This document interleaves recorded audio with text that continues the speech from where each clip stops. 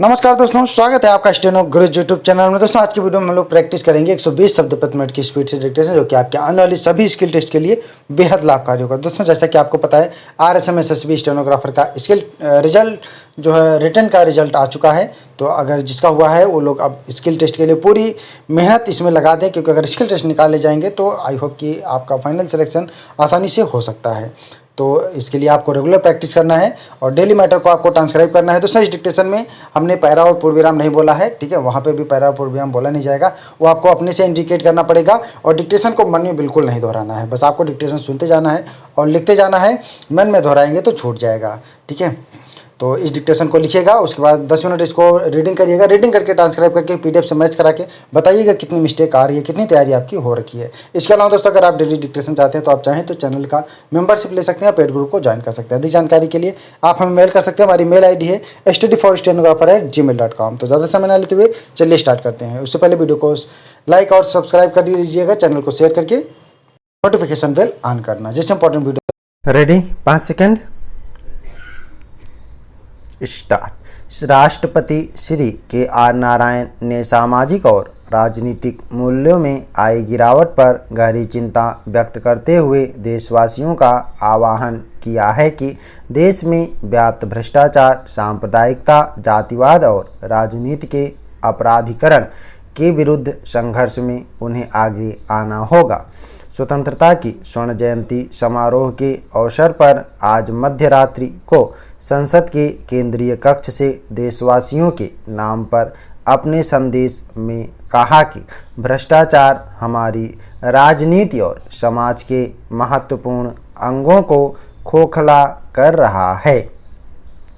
कोरे अवसरवाद और मूल्यहीन सत्ता की राजनीति उन सिद्धांतों और आदर्शों का स्थान ले चुकी हैं जो कि हमारे सामाजिक और राजनीतिक जीवन की पहचान थे।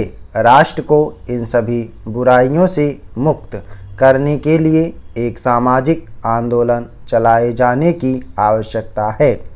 हम हर तरह से अपने लोकतंत्र पर गर्व कर सकते हैं, लेकिन हमें अपनी राजनीतिक, प्रशासनिक और निर्वाचन प्रक्रियाओं को स्वच्छ बनाने के लिए हर संभव प्रयास करने होंगे।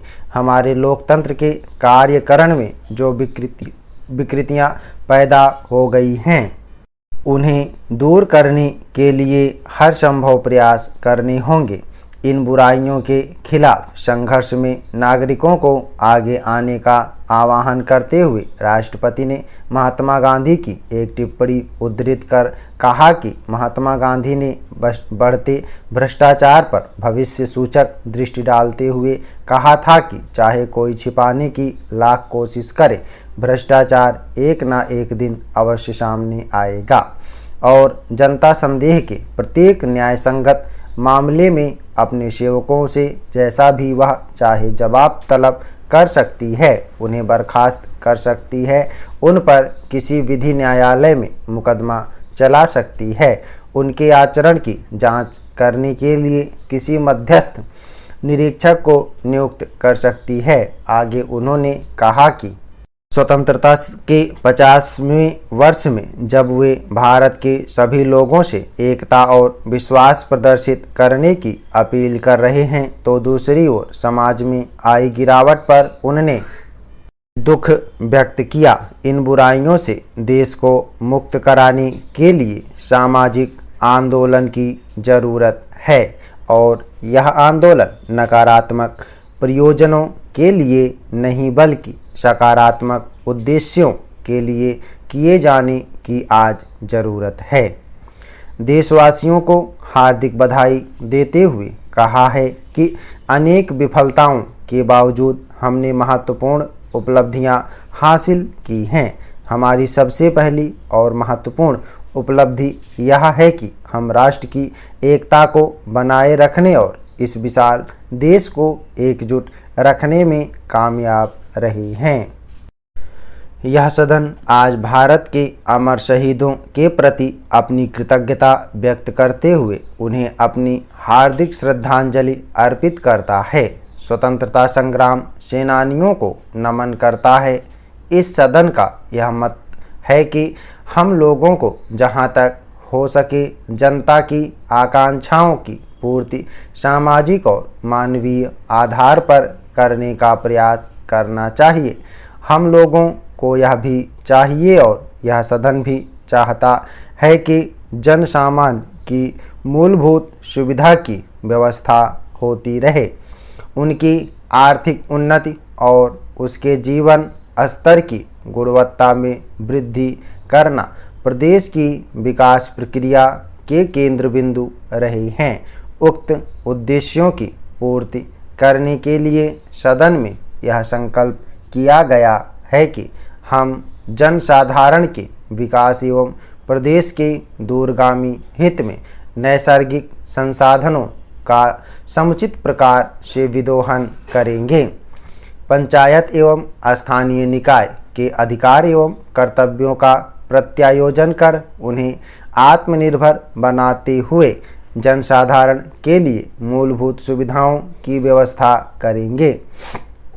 प्रदेश की संपूर्ण जनता को विशेषकर महिलाओं को शिक्षा, स्वास्थ्य एवं पेयजल की सुविधा उपलब्ध कराने के सघन उपाय करेंगे।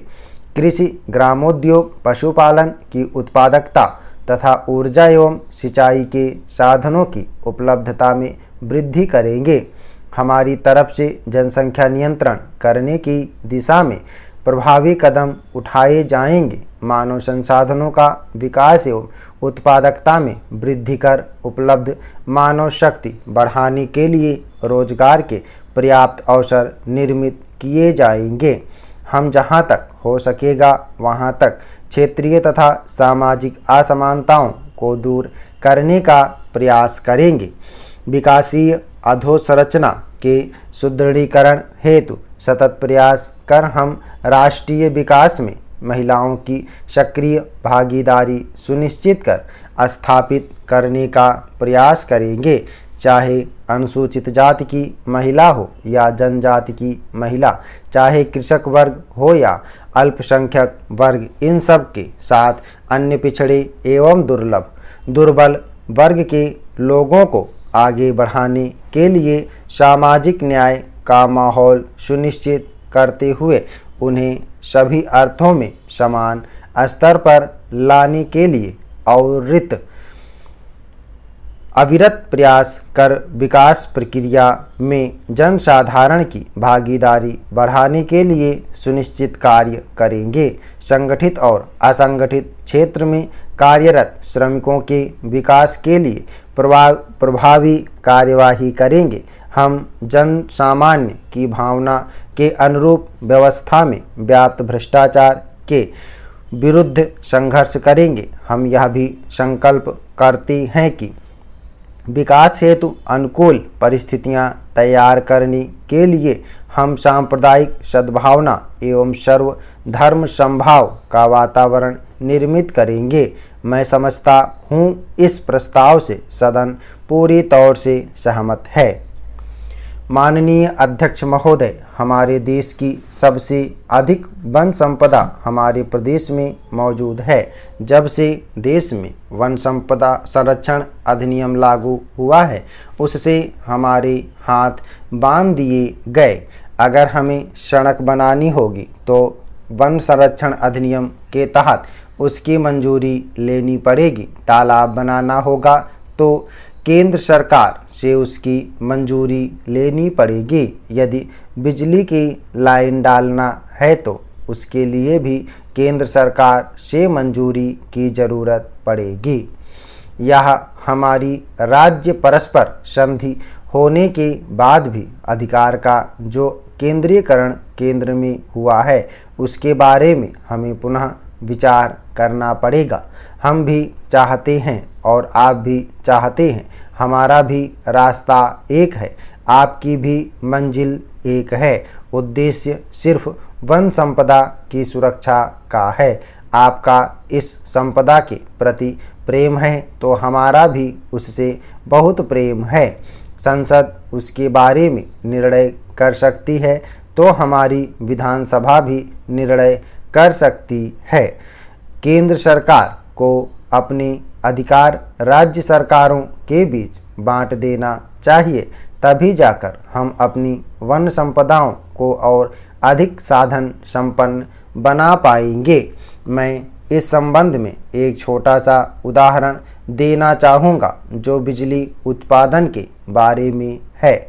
बिजली के उत्पादन के मामले में केंद्र सरकार की जो नीति है उसमें हर कदम पर इतने नीति विषयक परिवर्तन होते चले गए हैं कि हर चीज़ के लिए हमें दिल्ली जाना पड़ेगा। अगर सिंचाई योजना की अनुमति चाहिए तो वह भी केंद्र से मिलेगी।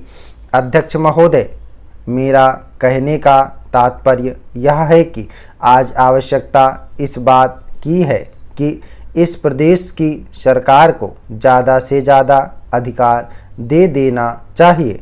सरकार या कमीशन में इस बात पर बहुत विचार विमर्श हुआ, उस पर चर्चा भी बहुत हुई। उसके बाद प्रांतों को अधिक से अधिक अधिकार मिले।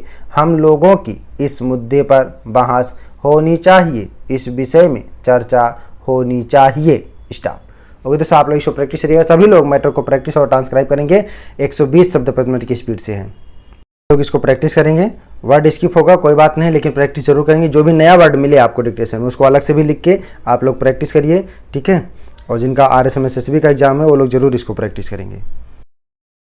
उम्मीद है कि दोस्तों वीडियो आपको पसंद आया होगा, तो वीडियो को लाइक कर देना। और अगर अभी तक आपने हमारे चैनल को सब्सक्राइब नहीं किया तो प्लीज़ सब्सक्राइब करके नोटिफिकेशन बेल ऑन करना। और दोस्तों, अगर आप डेली डिक्टेशन चाहते हैं तो आप चाहें तो चैनल का मेंबरशिप ले सकते हैं या हमारे पेड ग्रुप को ज्वाइन कर सकते हैं।